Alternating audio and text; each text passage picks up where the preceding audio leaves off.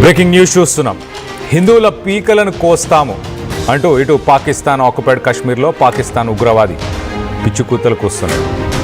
ఇటు లష్కరే ఉగ్రవాది అబూ మూసా వివాదాస్పద వ్యాఖ్యలు చేశాడు. ఒక సభలో ఆయన మాట్లాడుతూ ఉగ్రవాదంతోనే కాశ్మీర్ సమస్య పరిష్కారం అవుతుంది, దాన్నే జిహాద్ అంటారంటూ ఆయన పిచ్చి మాటలు మాట్లాడుతున్నాడు. అడుక్కుంటే స్వతంత్రం రాదు, ఇటు హిందువుల గొంతులు కోసి సాధిద్దామంటూ పిలుపునిస్తున్నాడు. పహల్గామ్ అటాక్కి ముందు కూడా ఇలాగే రెచ్చగొట్టే వ్యాఖ్యానాలు ఈ టెర్రరిస్టులు చేశారు. ఇప్పుడు ఎందుకు చేస్తున్నారు? ఈ లష్కరీ తైబా అలాగే జమ్మూ కాశ్మీర్ యునైటెడ్ మూమెంట్ ఈ రెండు కలిపి ఇప్పుడు కొత్తగా ఇలాంటి స్టేట్మెంట్స్ చేస్తున్నాయి.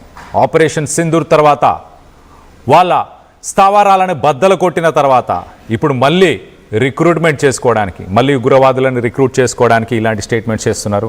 ఇప్పుడు ప్రస్తుతానికి అబూ మూసా, లష్కరీ తైబాకి సంబంధించిన అబూ మూసా, ఆయన పాకిస్తాన్ ఆక్యుపైడ్ కాశ్మీర్ గురించి ఖచ్చితంగా హిందూ కమ్యూనిటీనే టార్గెట్ చేసుకుంటూ ఆయన కొన్ని వ్యాఖ్యానించాడు. ఇటు హిందువుల గొంతు కోస్తామా అంటూ చెప్పుకొచ్చేసాడు.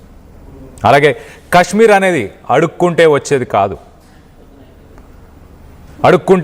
కాదు, బీక్ మాంగ్నేసే నహి మిలేగా అంటూ, అంటే పొలిటికల్ డైలాగ్ అంటూ అవసరం లేదు, ఇంటర్నేషనల్ మీడియేషన్ కూడా అవసరం లేదు, మేము హిందువులను ఊచకోత కోస్తాము, కాశ్మీర్ని స్వాధీనపరుచుకుంటాము అంటూ ఇటు పాకిస్తాన్ ఆక్యుపైడ్ కాశ్మీర్లో ఇలాంటి స్టేట్మెంట్స్ ఇచ్చాడు. అలాగే ఇటు వైలెన్స్కి కూడా ఇటు హిందువుల గొంతును కోస్తానంటూ, హిందువుల గొంతు కోస్తేనే పాకిస్తాన్ ఆక్యుపైడ్ కాశ్మీర్ అలాగే కాశ్మీర్కి లిబరేషన్ వస్తుంది, స్వాతంత్రం వస్తుంది అంటూ ఇటు హిందువుల గొంతు కోస్తానంటూ కూడా ఒక కాల్ ఫర్ వైలెన్స్ అని చెప్పొచ్చు. అలాగే రిలీజియస్ ఫ్రేమింగ్ ఒకసారి మనం చూస్తే కనుక ఇటు గజ్వా-ఈ హింద్ అంటే holy war against India, Hind గజ్వా-ఈ హింద్ అంటే ఇండియా మీద ఒక హోలీ వార్ని ప్రకటిస్తున్నాము అంటూ చెప్పుకొచ్చే ప్రయత్నం చేశాడు. పాకిస్తాన్ ఆక్యుపైడ్ కాశ్మీర్లో అక్కడ యువతని రాడికలైజ్ చేయడానికి, రెచ్చగొట్టడానికి ఇలాంటి స్టేట్మెంట్స్ చేశాడు. అసలు ఒకసారి ఆ సభలో ఏం మాట్లాడాడో ఒక్కసారి వినే ప్రయత్నం చేద్దాం. मैंने यहाँ नहीं की, ये वजीर आजम के सामने भी की है. मुजफ्फराबाद में सारे वजीर बैठे उन मुस्तज़अफ़ीन मिनर रिजाल और हुक्मरानों, सियासतदानों, हाजियों के वारसों, शहीदों के वारसों, तुम्हें क्या हो गया है? वो लाखों सिसक रहे हैं, बिड़क रहे हैं, 22,000 इस्मत दरिया है, 5 लाख के करीब शहादा है, 8,000 गुमनाम कब्रें हैं, हजारों जेलों में सिसक रहे हैं. माए और बहनें भी ये भीख मांगने से नहीं, ये हिंदू की गर्दन काटने से, हाँ जिहाद का आलम बुलंद करने से, बदर की तारीख रकम करने से, फतह मक्का की तारीख रकम करने से तुम्हें आजादी मिलेगी, म्याऊं म्याऊं करने से नहीं मिलेगी. अमा लकुम ला तुकातिलूना फी सबीलिल्लाह. इस आयत के मुखातब आप भी हैं, मैं भी हूँ, सियासतदान भी है, हुक्मरान भी है. और मैं आखिरी ये बात कहकर इजाजत चाहता हूँ, अल्लाह की कसम है उस सियासतदान हुक्मरान को इस रियासत की हुक्मरानी का कोई असर नहीं है, जो नमाज का पाबंद नहीं है, जो कलमे से वफा करने वाला नहीं है, जो शुहदा के खून से वफा करने वाला नहीं है, जो जिहाद का नंबरदार नहीं है. ये बात सिर्फ मैंने यहाँ नहीं की, ये वजीर आजम के सामने भी की है. मुजफ्फराबाद में सारे वजीर बैठे थे, वहाँ ये बात मैंने की है और करते रहेंगे इंशाअल्लाह. हाथ से भी जिहाद करेंगे, जुबान से भी करेंगे, कलम से भी करेंगे और यही फरीजा अदा करते हुए अपने अल्लाह के पास जाएंगे. आखिर दावाना హిందువుకి గర్దన్ కాట్కే అని చెప్తున్నాడు.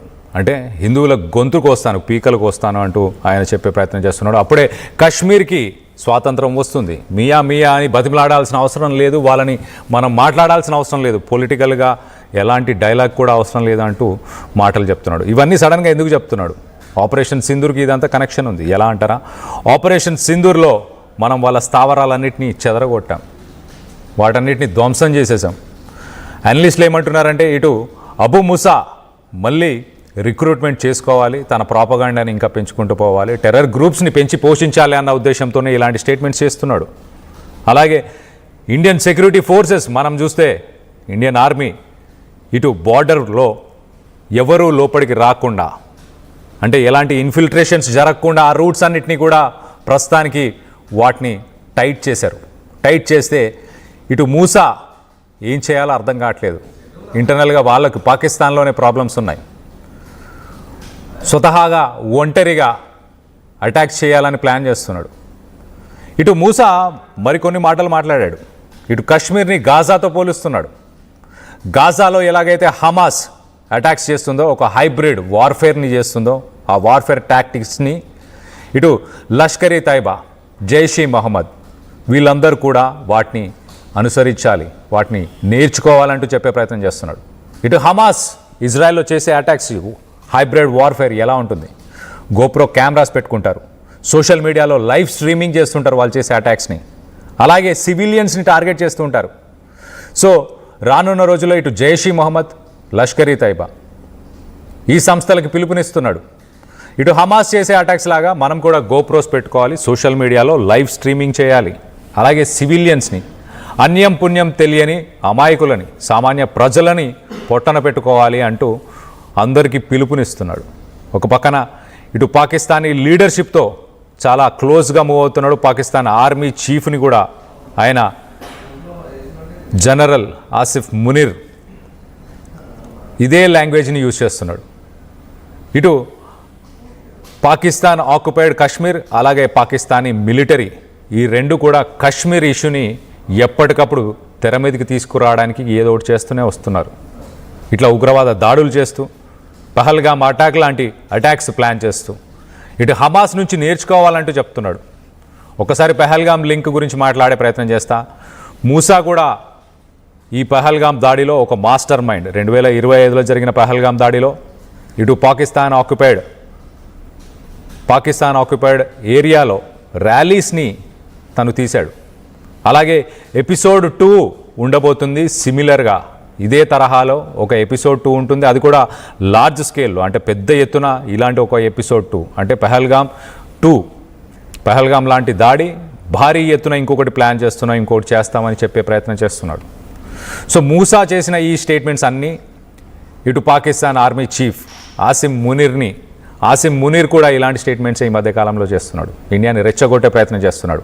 ఆఫ్ఘనిస్తాన్స్ని, అంటే తాలిబాన్స్ని తీసుకొచ్చుకుంటారా, ఆఫ్ఘన్లను తీసుకొచ్చుకుంటారా, బంగ్లాదేశీలను తీసుకొచ్చుకుంటారా, ఎవరినైనా తీసుకురండి, ఈసారి మేము సిద్ధంగా ఉన్నాం, మీరు ఏ సైడ్ నుంచి అటాక్ చేసినా మిమ్మల్ని ఎదుర్కొంటామంటూ ఇటు పాకిస్తాన్కి సంబంధించిన ఆర్మీ జనరల్స్ వీళ్ళు కూడా ఈ మధ్యకాలంలో స్టేట్మెంట్స్ ఇస్తున్నారు. ఇటు